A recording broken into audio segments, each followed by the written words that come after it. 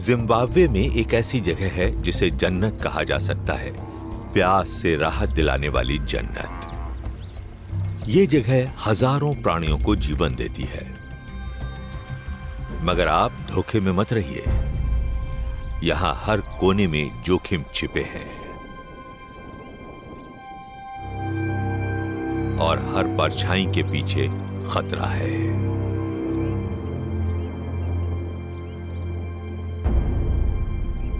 ये मौत से खेलने वालों का अखाड़ा है।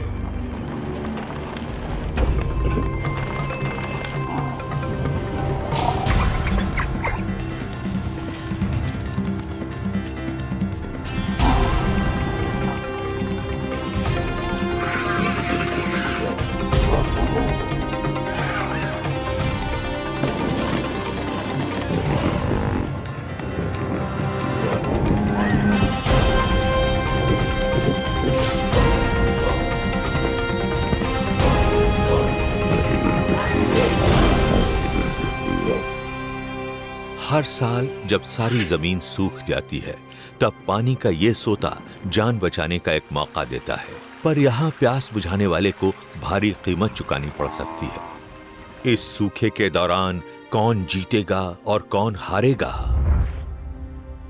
मौत के उस खेल में जो यहाँ प्रेडेटर्स प्लेग्राउंड में खेला जाएगा।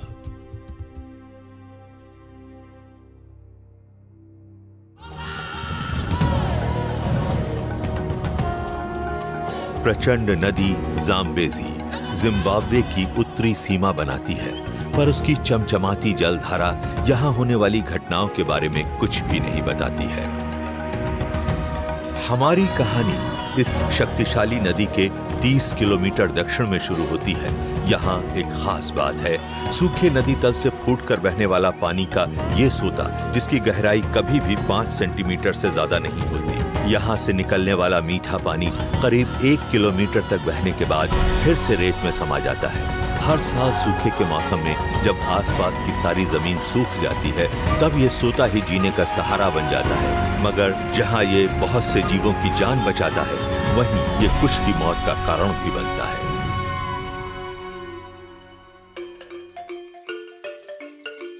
सदियों से बड़े शिकारी जीव यहाँ घात लगाकर शिकार करते रहे हैं। इस प्राचीन जमी हुई तलछट में बने डायनासोरों के पैरों के ये निशान भी देखे जा सकते हैं। नाखूनों का नाप बताता है कि ये दैत्य मांसाहारी थे। ये जगह आज भी शेरों जैसे बड़े शिकारियों के खेलने की जगह है। पर ऐसा यहाँ क्या है जो इसे इतनी खतरनाक जगह बना देता है?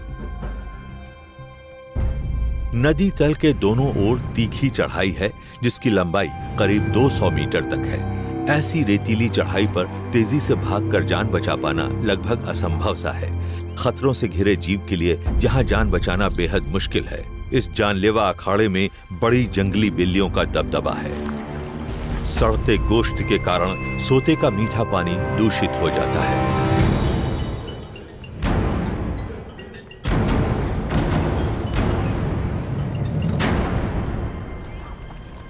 सूखे के इस मौसम में 1000 से भी ज्यादा भैंसे अपनी प्यास बुझाने के लिए हर दिन इस सोते पर आएंगे। भैंसे हर कीमत पर अपने आप को बचाएंगे। अपनी तादाद, अपने वजन, अपने जानलेवा सींगों और खुरों के कारण उनमें आत्मविश्वास है। जंगल के इन टैंकों पर हमला बोलने से पहले कोई भी शेर 2 बार सोचेगा जरूर। प्यास भले ही उन्हें यहाँ लेकर आती है, पर जान बचाए रखना उनका अंतिम उद्देश्य होता है।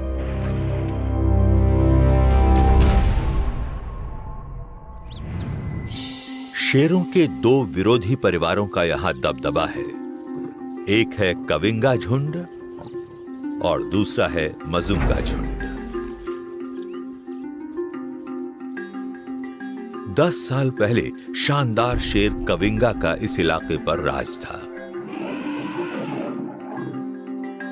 उसकी पसंदीदा शेरनी मारा से उसे 3 संतानें हुई।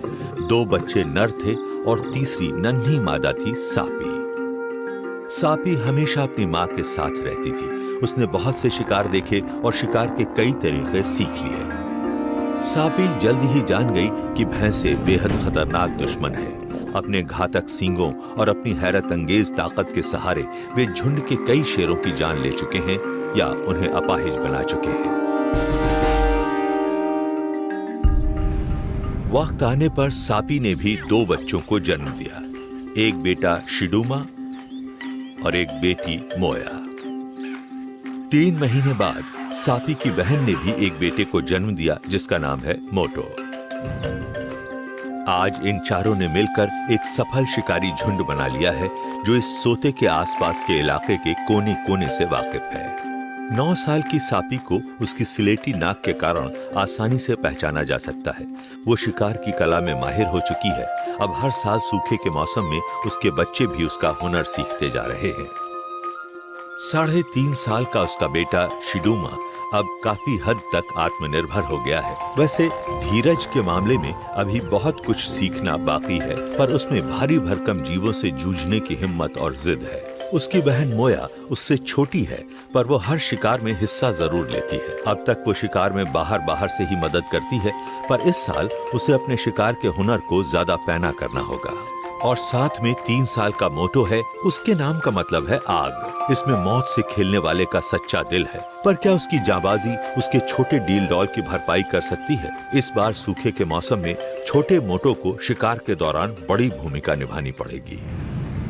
प्रतिद्वंद्वी मजुंगा झुंड की ताकत भी बढ़ती जा रही है। 3 वयस्क शेरनियों के कुल मिलाकर 5 बच्चे हैं। इससे भी ज्यादा महत्व की बात है कि उन्हें 2 ताकतवर भाइयों की सुरक्षा मिली हुई है, डोम्बो और कुत्सांगवा। अगर वे मिलजुल कर काम करें तो मजुंगा झुंड भी एक घातक शिकारी दल बन सकता है। कविंगा झुंड ने अपने प्रतिद्वंदियों से आगे रहने के लिए एक चालाकी भरी तरकीब निकाली है। वे पेड़ों पर चढ़ जाते हैं। शाखाओं पर बैठने से हर शेर को इलाके पर नजर रखने के लिए सही जगह मिल जाती है। साथ ही दिन की गर्मी के समय आराम करने के लिए ठंडी जगह। अगस्त से नवंबर तक अंदरूनी इलाकों के जलाशय सूख जाते हैं। हजारों वन्य जीवों के पास पानी का ये सोता ही एकमात्र सहारा रह जाता है। मजुंगा और कविंगा झुंड के शेर इस बात को अच्छी तरह जानते हैं। पूरी तैयारी के साथ वे सूखे के मौसम का इंतजार करते हैं।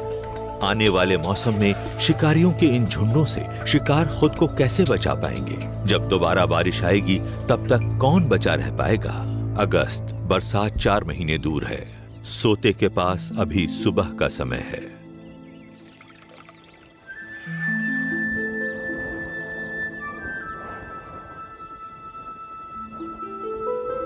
अचानक ही ऊपर नीला आकाश सुनहरा हो जाता है। धूल का बादल छा जाता है। ये इस बात का संकेत है कि सोते के पास एक शानदार घटना घटने वाली है। 400 से ज्यादा भैंसों का झुंड यहां आ रहा है।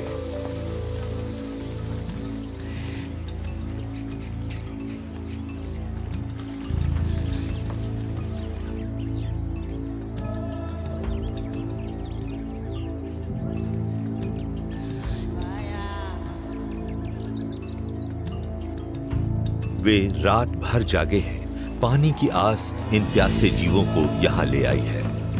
आगे चलने वाले पूरी तरह सतर्क हैं, हवा की जांच कर रहे हैं। सोते के पास की तीखी चढ़ाई की वजह से घबराहट है। कविंगा झुंड भी पूरी तरह से चौकस है। उन्होंने कई दिनों से कुछ नहीं खाया है। ये उनके लिए अच्छा मौका हो सकता है।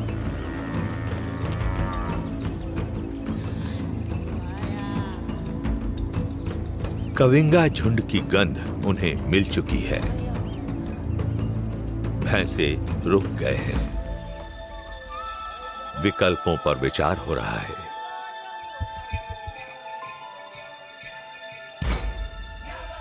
वे प्यास से बेचैन हैं।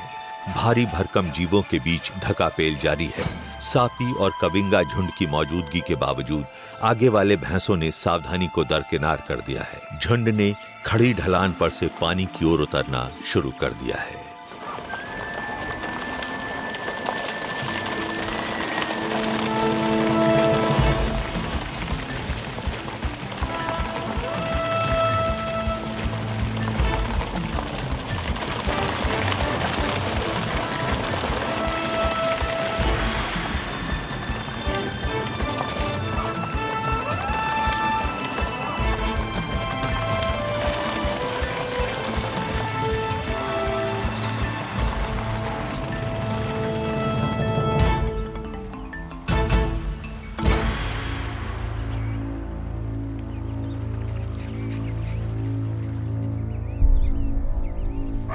कुछ ही देर बाद यहाँ रहने वाले बबूनों ने झुंड को चेतावनी देना शुरू कर दिया है।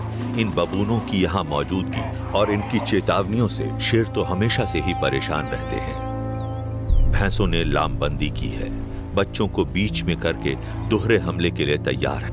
आज वे यहाँ ज्यादा देर नहीं रुकेंगे, जल्दी ही ऊपर लौट जाएंगे।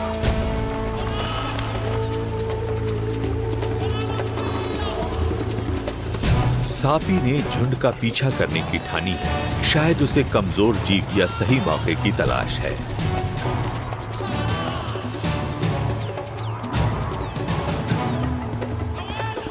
अपने झुंड की मदद के बिना वो शिकार तो नहीं कर सकती है, पर उसका इरादा पक्का नजर आ रहा है।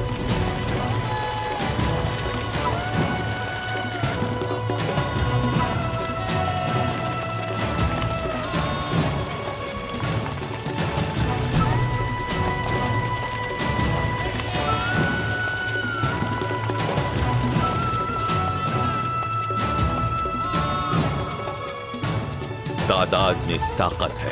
भैंसों का पलड़ा अब भारी है। सापी को पीछे हटना पड़ेगा।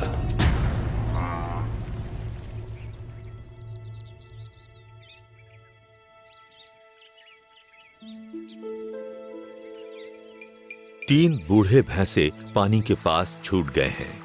इन बूढ़े नरों को डैगर बॉयज कहा जाता है। भले ही ये सारे झुंड के साथ न चल पाते हों, पर बड़ी बिल्लियों सावधान।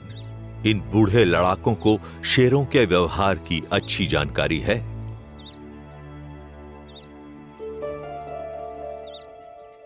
ये लड़ाके अपने आखिरी कुछ साल एक साथ गुजारते हैं। संभावित हमलों के सामने इनकी समझदारी ही इनका सबसे अच्छा बचाव है। सापी और कविंगा झुंड को एक और मौका मिला है। सबसे अच्छी रणनीति ये होगी कि इन बूढ़े लड़ाकों को सबसे तीखी चढ़ाई वाले रास्ते पर जाने को मजबूर किया जाए। यहां की ढीली रेत पर ये तेजी से भाग नहीं पाएंगे।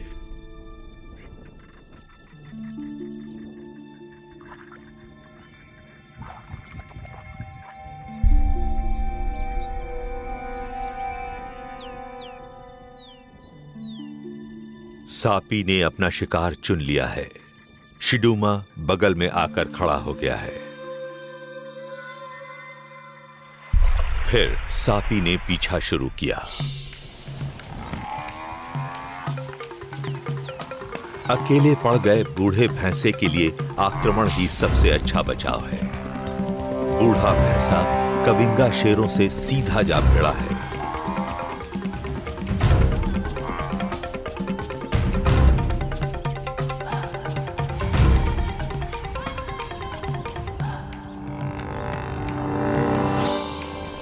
खड़ी चढ़ाई पर ऊपर चढ़ने में दिक्कत आ रही है। उसके खुर नरम रेत में धंसते जा रहे हैं। शेर पास आ गए हैं। वहशियाना ताकत है। तेजी से घूम रहा बूढ़ा भैंसा शेरों पर भारी पड़ रहा है।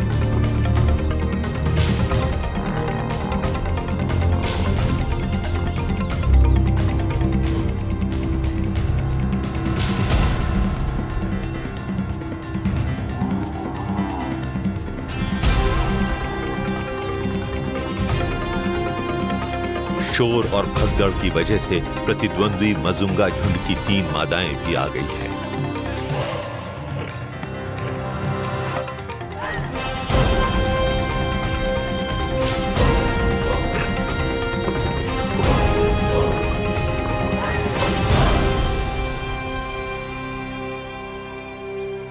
उम्मीद के विपरीत बूढ़ा मजबूत टैंक बच गया है।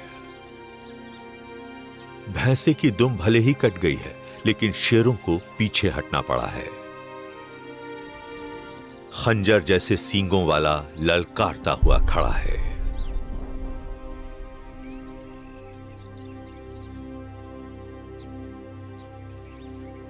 हारा थका कविंगा झुंड फिर जमा हो रहा है।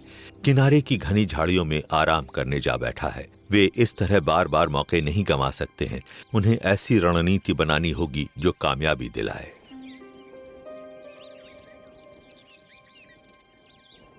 परेशानी की बात है, झुंड के कम उम्र शेरों में अनुभव की कमी है।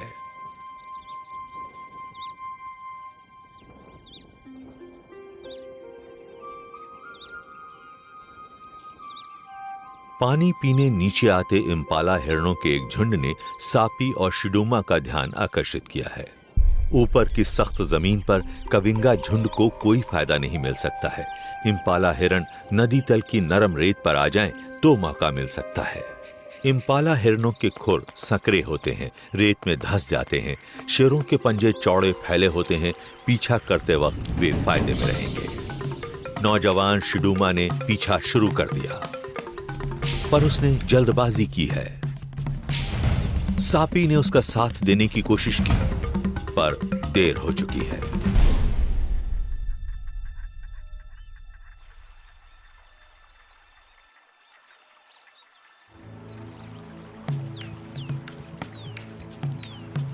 सापी पास एक और इम्पाला हिरणों का झुंड नजर आया है। साथ में बोनस भी है, एक नौजवान कुडू हिरन भी साथ है। कुडू इम्पाला से बड़े होते हैं। कविंगा झुंड को उतनी ही मेहनत में ज्यादा फायदा मिल सकता है। सापी ने एक कुडू बच्चे पर धावा बोल दिया। कुडू ने जान बचाने के लिए संकरा रास्ता चुना है। सापी यही चाहती थी।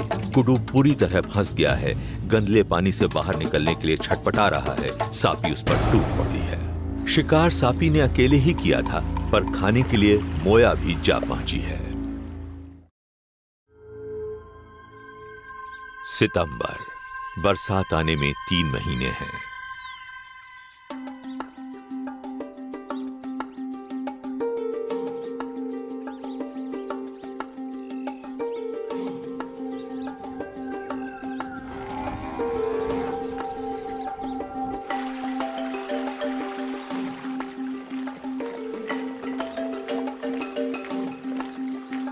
मजुंगा झुंड दमदार होता जा रहा है। बच्चों ने शिकार के तरीके सीखना शुरू कर दिया है। आज बच्चे खेलने में मस्त हैं। मस्सेदार शूकर यानी वॉट हॉग और इम्पाला हिरण चश्मे पर पानी पीने आए हैं।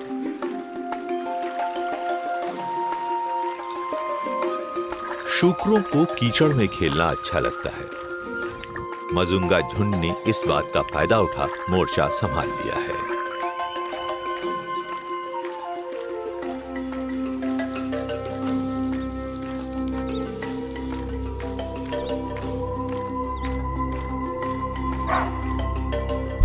शूकर खुश हैं, उन्हें खतरे की खबर नहीं है। इम्पाला और बबूनों ने खतरे की चेतावनी दी है।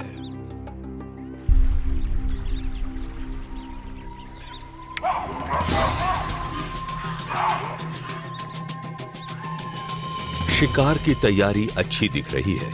शूकरों को घेरने की रणनीति साफ है। एक मजुंगा शेरनी संकरे रास्ते के बगल में खड़ी है। सोते के पास से दूसरी ने पीछा शुरू कर दिया है।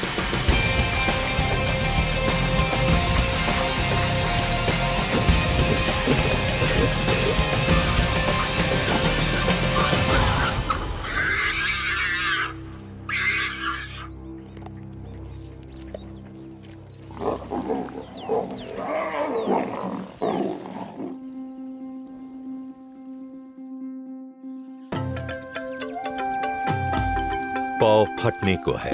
कविंगा झुंड पूरी तरह चौकन्ना है। एक भारी भरकम भैंसा सुबह सुबह पानी पीने आया है। पिछली बार बड़ी बिल्लियों ने मात खाई थी। भैंसों की जबरदस्त ताकत का अंदाजा लग चुका है। शायद आज कोई मौका मिल जाए, कोई कमजोरी नजर आ जाए। सापी ने सही जगह ढूंढ ली है। सोते के बाएं किनारे पर छिप कर बैठी है। मोया, मोटो और शिडूमा भी उससे थोड़ा ऊपर बैठे हैं। प्रतिद्वंद्वी मजुंगा झुंड की एक मादा भी इन बनते हालात में दिलचस्पी ले रही है। वो दूसरे किनारे से ये सब देख रही है। क्या वो शिकार में कविंगा झुंड का साथ देने की सोच रही है, या उसका झुंड खुद भी शिकार की पहल करेगा? स्थानीय बबूनों में फिर से खलबली है। उनकी आवाजों ने भैंसे को सतर्क कर दिया है।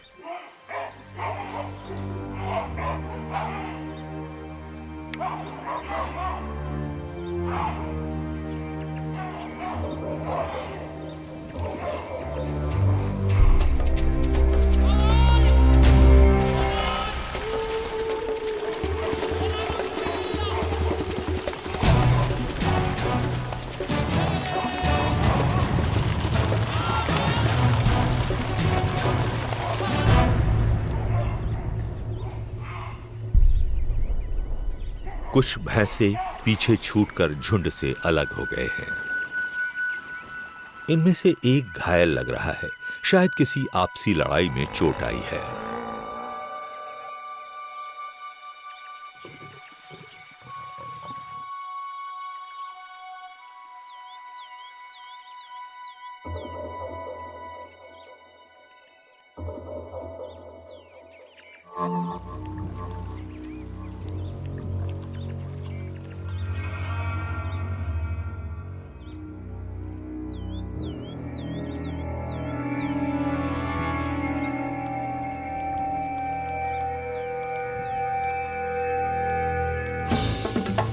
एक बार फिर सापी ने हमले की पहल की है।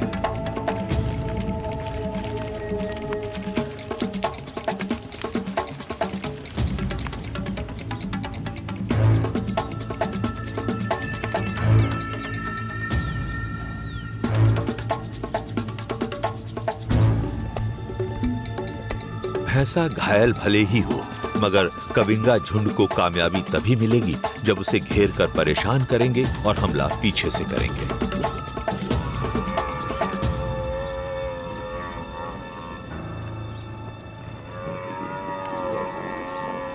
शिडूमा ने पैर जकड़ लिया है ताकि भैंसा हिलडुल ना पाए और दूसरे शेर उसे जमीन पर गिरा सके।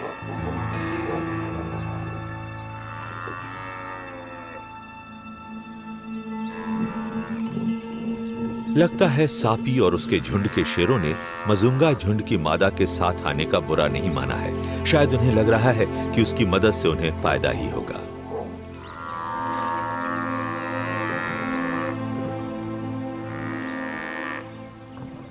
लगता है हारे हुए भैंसे की तकदीर में यही होना लिखा था। उसकी मदद की पुकार दो दूसरे भैंसों ने सुन ली है। क्या उनके आने से शेरों का आत्मविश्वास डगमगा जाएगा? यहाँ शिकार और शिकारियों के बीच का मुकाबला जितना शारीरिक है उतना मानसिक भी है।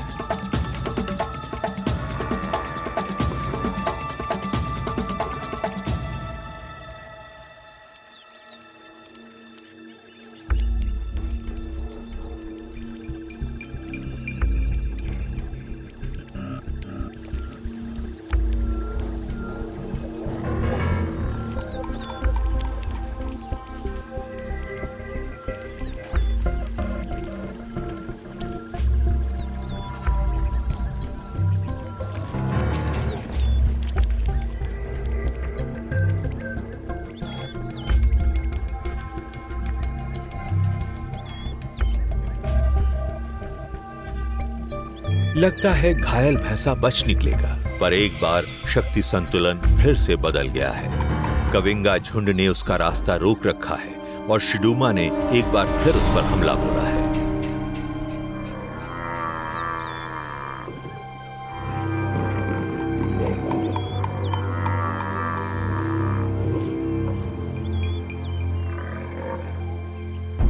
सापी अब मौके का फायदा उठाती है।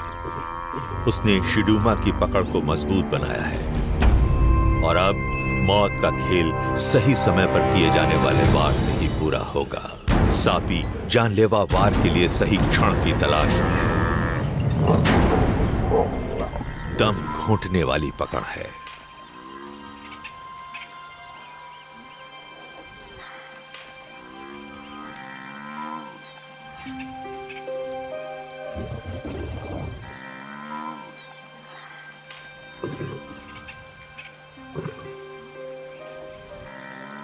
सापी ने भैंसे की नाक बंद कर दी है।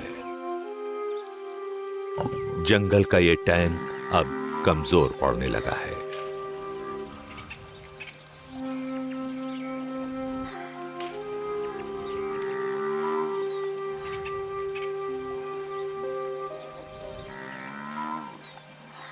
सांस न ले पाने से धीरे धीरे भैंसा हार मान लेता है। जमीन पर गिर जाने के बाद बस थोड़ी ही देर जिंदा बच पाएगा।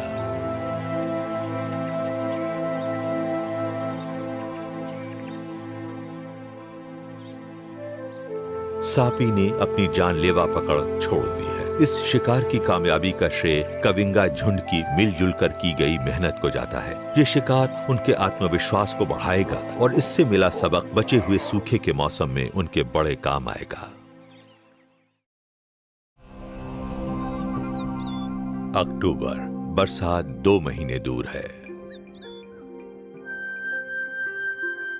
अक्टूबर में जाम्बेजी घाटी में तापमान बढ़ जाता है, पानी की जरूरत बढ़ जाती है। भैंसों के एक झुंड के पानी पीने भर से ही सोते का पानी खत्म हो जाता है। हैरानी की बात यह है कि कुछ ही घंटों बाद सोते में पानी फिर से बहने लगता है। लड़ाई में शेरों के दोनों झुंडों का पलड़ा अब भारी पड़ने लगा है। कामयाब शिकारों के सबूत सोते के चारों ओर नजर आते हैं। इन दिनों हाथी के बच्चे सबसे आसानी से शिकार बन जाते हैं। हालात ऐसे हैं कि ताकतवर भैंसों में भी कमजोरी नजर आने लगी है।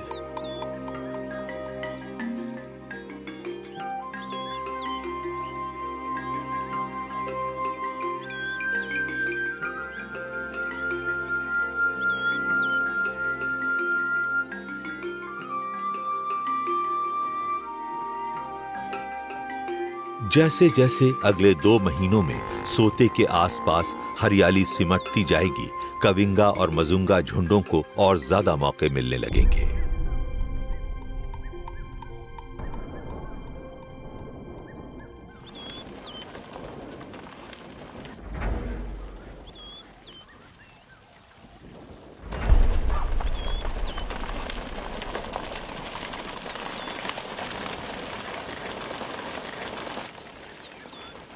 सूखे का मौसम चलता जा रहा है।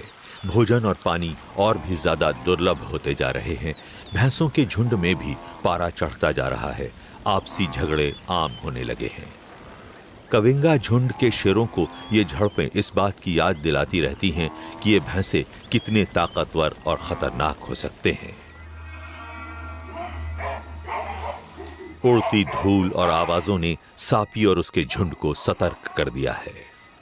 वे पेड़ों से उतर आए हैं और छिपकर शिकार का पीछा शुरू कर दिया है। शुरू में तो भैंसों को पता ही नहीं चला, पर जल्दी ही वे सापी और उसके झुंड से होने वाले खतरे को पहचान गए। भैंसों ने वापस जाने का फैसला किया है।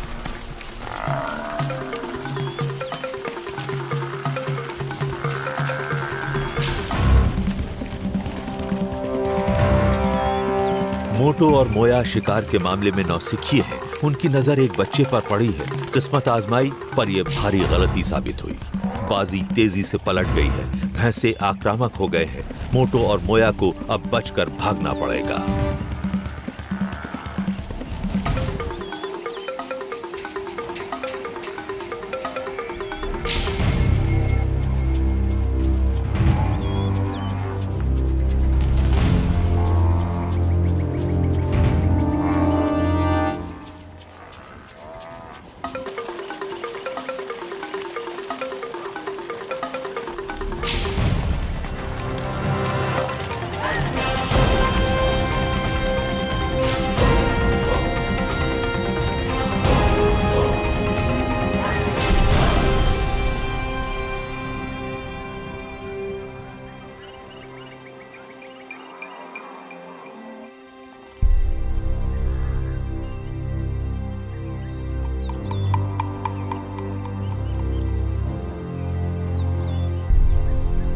मोया ऊंचे किनारे पर फंस गई है, खतरे में है, पर बड़ी हिम्मत से डटी रहती है।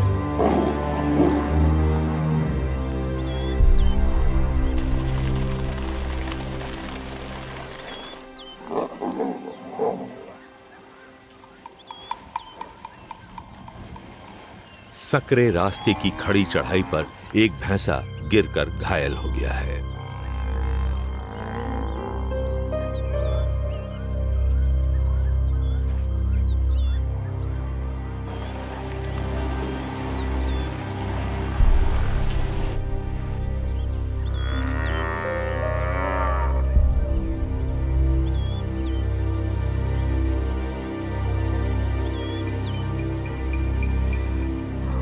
2 भैंसे हाल जानने वापस आए हैं, पर जल्दी ही जायजा लेकर लौट जाते हैं।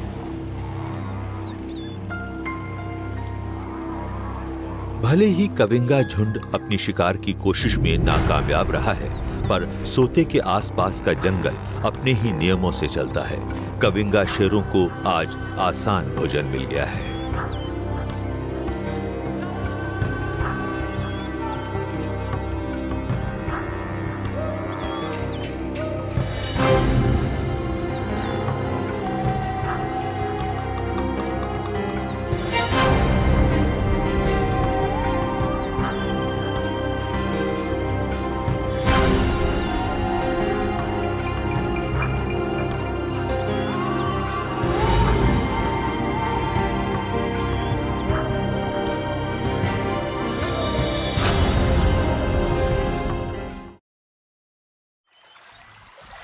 यहाँ शिकार की तलाश में घूमने वाले सिर्फ कविंगा और मजुंगा शेरों तक ही सीमित नहीं हैं।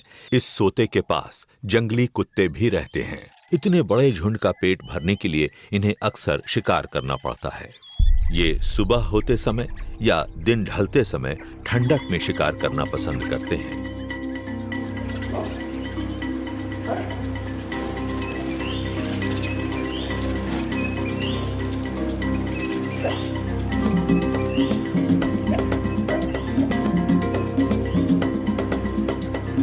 इनके शिकार का तरीका बेहद जाना माना है, पर आज ये झुंड मिलजुल कर काम नहीं कर रहा है। सिर्फ एक कुत्ता कुडू हिरण का पीछा कर रहा है। हिरण बचकर निकल जाता है।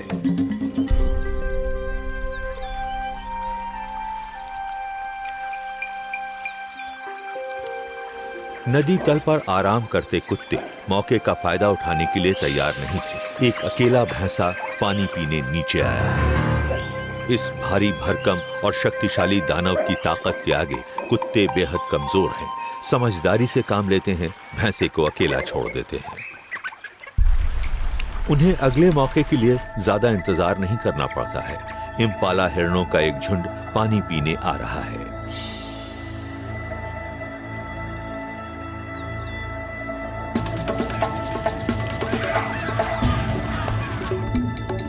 पीछा शुरू हो गया है।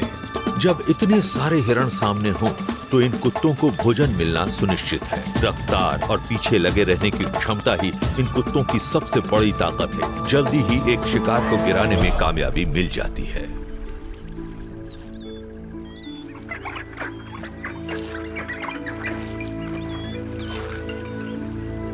जल्दी ही शिकार को चट कर लिया गया है। अब सिर्फ हड्डियां ही बची हैं। बाद में खाए गए शिकार को उगलकर बच्चों को खिलाया जाता है।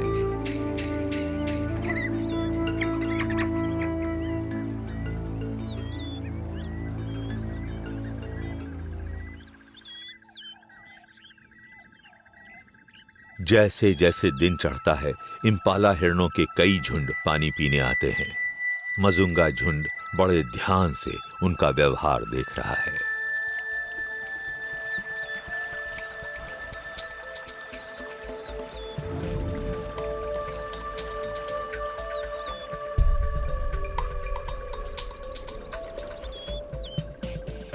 इम्पाला हिरणों के मिलन का समय है। एक प्रमुख नर मिलन का हक पाने के लिए दूसरे प्रमुख नर को ललकार रहा है। बड़ा ही थका देने वाला वक्त है।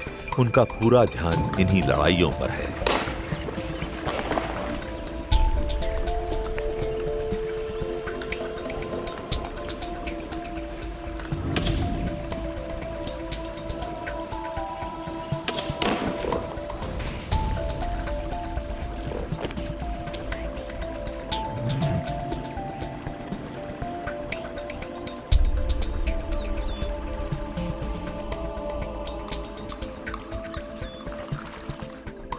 मजुंगा झुंड के लिए हमला बोलने का यह सही मौका है।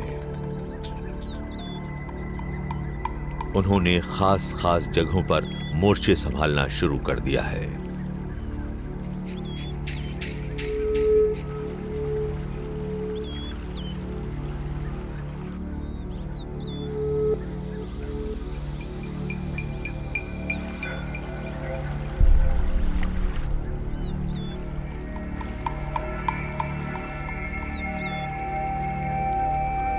बच्चे भी शिकार में शामिल हैं, पर उन्हें हमले के सही समय की समझ नहीं है। हमेशा की तरह पहली चेतावनी बबूनों ने ही दी है। सोते के इर्द गिर्द सभी जीवों में भगदड़ मच गई है।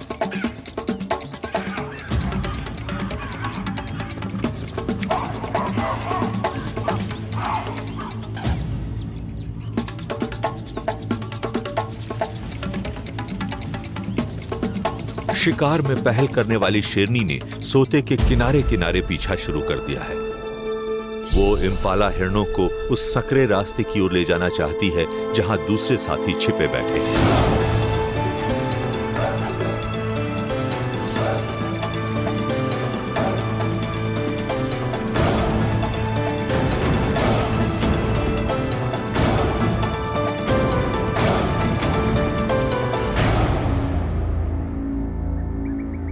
मजुंगा झुंड के लिए शिकार की ये रणनीति एकदम सही साबित हुई है।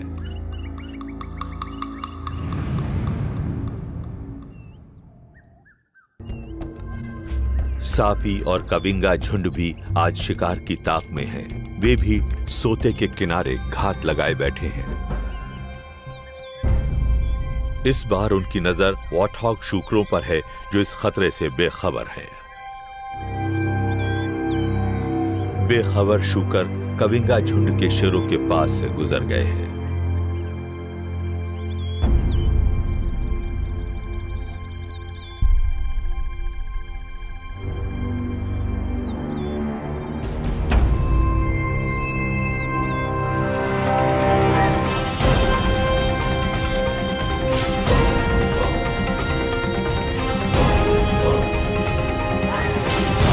फिर भी बिजली की सी तेजी से हालात बदले, शूकर हाथ नहीं आए। सापी उन्हें ढलवां किनारे की ओर ले जाने में कामयाब नहीं हो पाई जहां उसे फायदा हो सकता था।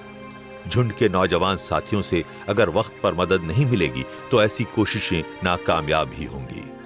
अगर सफलता पाना है तो सोते के आसपास की भौगोलिक परिस्थितियों को ध्यान में रखते हुए चारों शेरों को एक साथ काम करना होगा।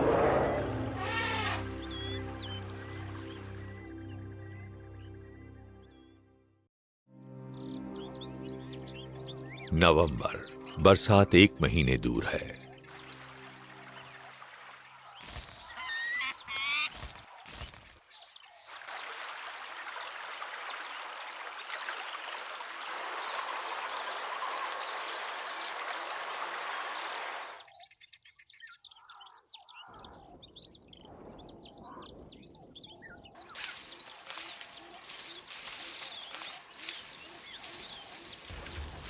नवंबर की शुरुआत है। लाल चोंच वाले ऑक्सपेकर पक्षियों की आवाज ने भैंसों के एक और झुंड के आने की सूचना दे दी है। गलों में महीनों से जमी धूल से भैंसें परेशान हैं। कविंगा झुंड के शेरों की जानी पहचानी गंध की भी उन्हें परवाह नहीं है।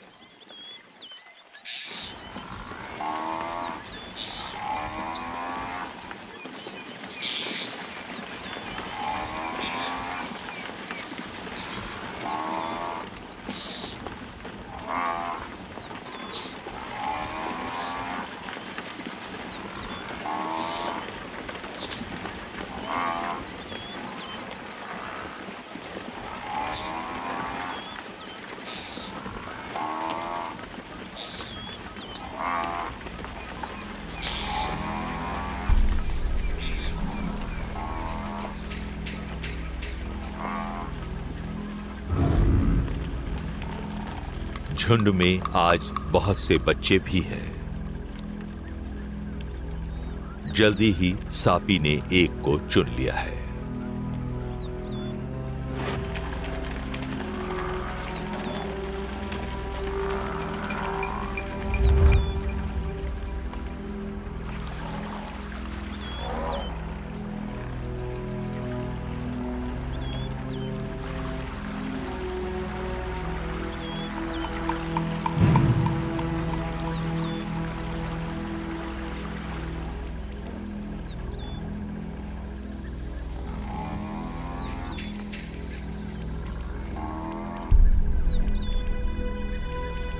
बबूनों ने शोर मचाना शुरू कर दिया है।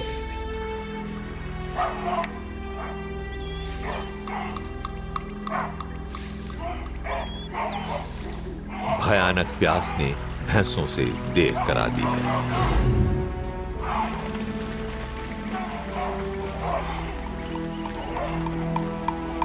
सोते से हटने में बहुत ज्यादा देर हो गई है। इस बार कविंगा झुंड के चारों शेरों ने मिलकर काम किया है। सबने मिलकर उस बच्चे को खड़ी चढ़ाई वाले संकरे रास्ते पर जाने को मजबूर कर दिया है।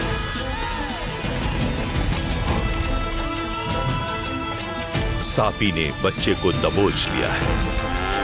एक भैंस जो शायद बच्चे की मां है, बड़ी दिलेरी से अपने सींगों से सापी और मोया की तरफ वार करती है, पर इससे सिर्फ बच्चे को ही चोट लगती है।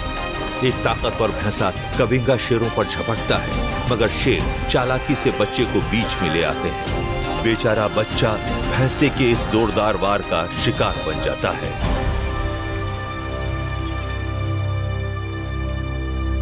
नौजवान मोटू ने इस बार पहल की है।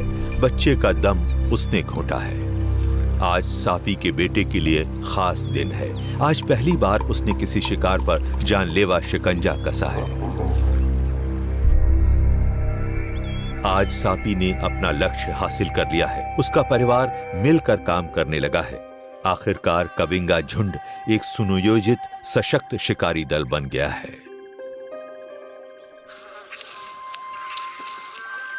सूखे मौसम के इन आखिरी दिनों में जाम्बेजी घाटी का तापमान बेहद बढ़ जाता है। गर्मी और खुश्की से जीना दूभर हो जाता है। शिकारियों का काम इन दिनों बहुत आसान हो जाता है। शिकार को भोजन की तलाश में दूर दूर तक भटकना पड़ता है। बुरी तरह थके हारे सोते पर पहुंचते हैं।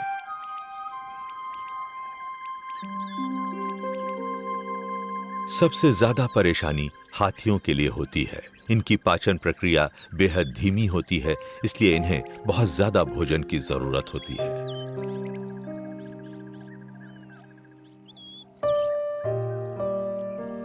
एक थकी हारी हथनी का अपने बच्चे को इस तरह भाग्य के भरोसे अकेला छोड़ देना यहां आम बात है।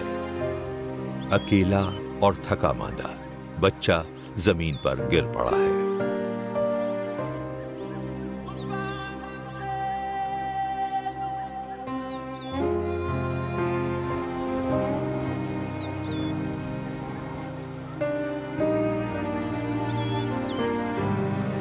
मौत के इस मैदान में आज शिकारियों की तूती बोलती है।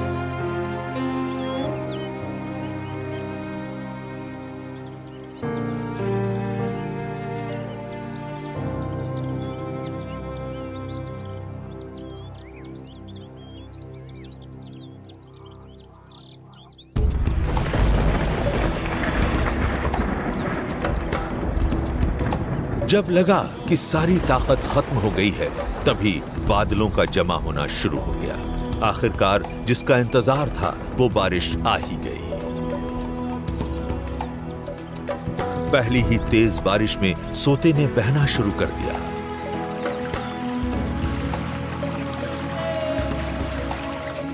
धीरे धीरे घाटी में हरियाली और वन्य जीवों का लौटना शुरू हो गया है। इस सूखे के मौसम में इस सोते ने अपनी जिम्मेदारी अच्छी तरह निभाई है। कविंगा और मजुंगा झुंडों के शेरों को अब पेट भरने के लिए दूर तक जाना पड़ता है। वे भैंसों के झुंड का पीछा करते हुए जाम्बेजी घाटी की घनी हरियाली में पहुंच जाते हैं। स्थानीय बबून ही यहां बचे रह गए हैं। सूखे के मौसम के दोबारा आने का, जानवरों के बड़े झुंडों और उनके शिकारियों के लौटने का इंतजार शुरू हो गया है। इन बचे खुचे जंगलों में जो मशहूर लड़ाइयां होती हैं, उनके बारे में भावुक होने की कोई जरूरत नहीं है। ये तो बस जिंदा बचे रहने और अपनी नस्ल को बचाए रखने की कहानी है, उन जीवों की जिनकी जिंदगियां आपस में जुड़ी हैं। ये सिलसिला सदियों से यूं ही चला आ रहा है। इस साल सूखे के मौसम में इस सोते ने हजारों जीवों की जान बचाई है। सभी को जीवनदायी पानी दिया है। कई खेल खेले गए। दिलेरी के कई कारनामे, रणनीति के कई ऐसे उतार चढ़ाव देखे गए जिनमें शिकारी शिकार को मात देने की कोशिश करते हैं। अब इस जगह को आराम की जरूरत है, दोबारा तरोताजा होने की जरूरत है, ताकि ये जगह एक बार फिर से शिकारियों के मौत के खेल का मैदान बन सके।